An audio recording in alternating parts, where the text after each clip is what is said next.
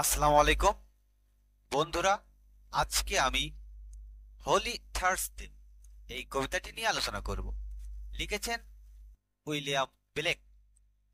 তিনি জন্মগ্রহণ করেন নভেম্বর 28, 1757। বার্থ প্লেস সহ লন্ডন, ইউনাইটেড কিংডম। মৃত্যুবরণ করেন অগাস্ট 12, 1827, 69 বছর বয়সে।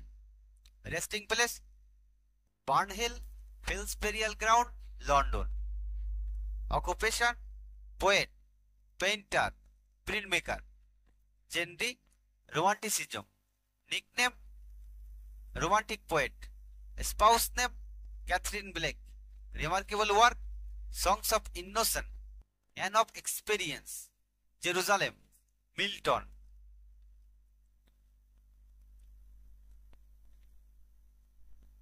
Rhyming pattern A B B.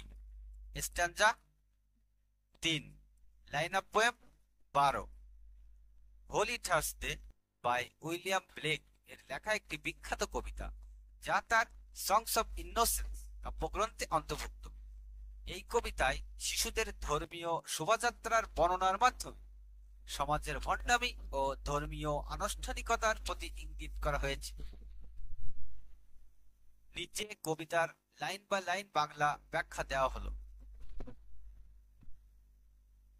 It was on a holy Thursday, their innocent faces clean. সেটা পবিত্র বৃহস্পতিবার ছিল। শিশুদের নিষ্পাপ মুখ ছিল পরিষ্কার। শিশুরা স্নান করে পরিষ্কার জামা কাপড় পরে পরিপাটি হয়ে এসেছে। The children walking to and in red and blue and green. শিশুরা জোড়ায় জোড়ায় হেঁটে চলেছে, লাল, নীল ও সবুজ রঙের জামা পরে।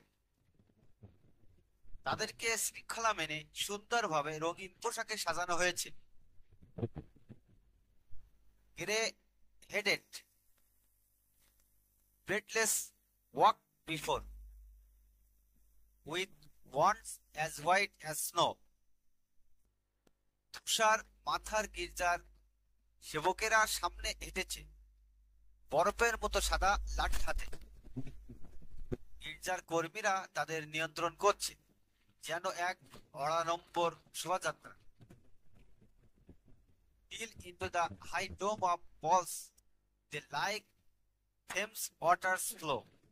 তারা বল ক্যাথেড্রালের বিশাল গম্বুজের ভিতর প্রবেশ করল, ঠিক যেন থেমস নদীর ঢেউয়ের মতো।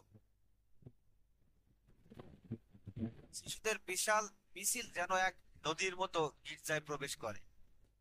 ওফ, what a multitude they seem, these flowers of London town. আহ, কি বিশাল জনসমাবেশ মনে হচ্ছিল তাদের, যেন লন্ডনের ফুলের মতো। কবি শিশুদের লন্ডনের ফুলের সঙ্গে তুলনা করেছেন। তারা সুন্দর, কোমল ও প্রাণবন্ত। Seated in companies, they sit with radiance all their own. তারা দল বেঁধে বসেছে, প্রত্যেকের মধ্যে নিজের একটি দীপ্তি রয়েছে। প্রতিটি শিশু আলাদাভাবে সুন্দর ও নির্মল আলো ছড়ায়।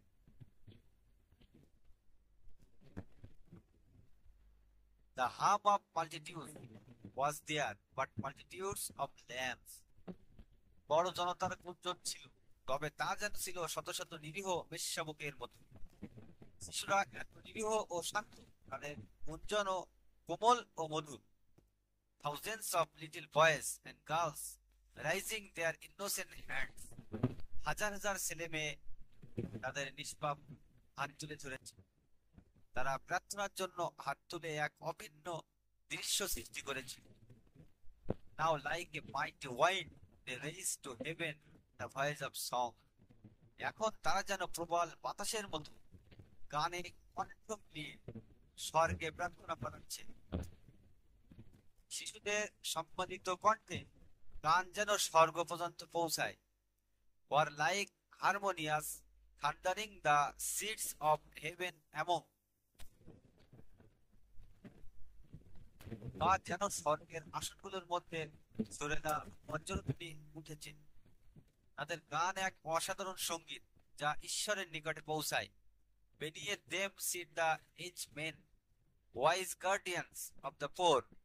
তাদের নিচে বসে আছেন বৃদ্ধ পুরুষেরা, যারা গরিবদের অভিভাবক। চার্চের ধর্মযাজক ও সেবকেরা বসে আছেন, তারা শিশুদের নিয়ন্ত্রণ করেন। Then there is pity, let you drive an angel from your door. তখন দয়া করো, নয়তো তুমি হয়তো একজন ফেরেশতাকেই তোমার দরজা থেকে তাড়িয়ে দেবে। কবি পাঠককে সহানুভূতির কথা স্মরণ করিয়ে দিচ্ছেন, কারণ এই শিশুরা নিষ্পাপ ঈশ্বরের দূতের মতো। বাংলা সারাংশ। এই কবিতায় উইলিয়াম ব্লেক লন্ডনের অনাথ ও দরিদ্র শিশুদের একটি বিশেষ ধর্মীয় দিনের শোভাযাত্রা ও প্রার্থনার দৃশ্য বর্ণনা করেছেন। শিশুদের পরিপাটি পোশাক ও নিষ্পাপ মুখা মুখাবয়ব তাদের সৌন্দর্য ও নির্মলতার প্রতীক হিসেবে ব্যবহৃত হয়েছে।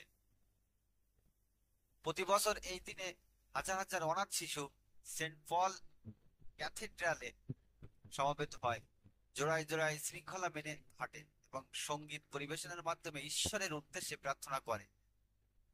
কবি সেই দৃশ্যকে তুলনা করেছেন থেমস নদীর মতো এক বিশাল প্রবাহের সঙ্গে, যেখানে শিশুরা যেন নদীর স্রোতের মতো গির্জার ভেতরে প্রবেশ করে।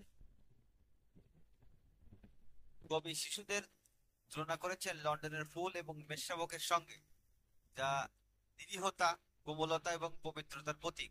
তারা যখন গাইতে থাকে তখন তাদের সম্মানিত কণ্ঠস্বরে মনে হয় যেন তা প্রবল বাতাস কিংবা বজ্রধ্বনি হয়ে স্বর্গে পৌঁছে যাচ্ছে। গভীর চোখে শিশুদের এই প্রার্থনা অত্যন্ত মহিমান্বিত ও ঐশ্বরিক। সবশেষে কবি বলেন, আমাদের উচিত শিশুদের প্রতি করুণা ও ভালোবাসা প্রদর্শন করা, কারণ এই শিশুরাই আসলে ঈশ্বরের দূত স্বরূপ। তাদের প্রতি অবহেলা করা মানে এক প্রকার ঈশ্বরকেই ত্যাগ করা।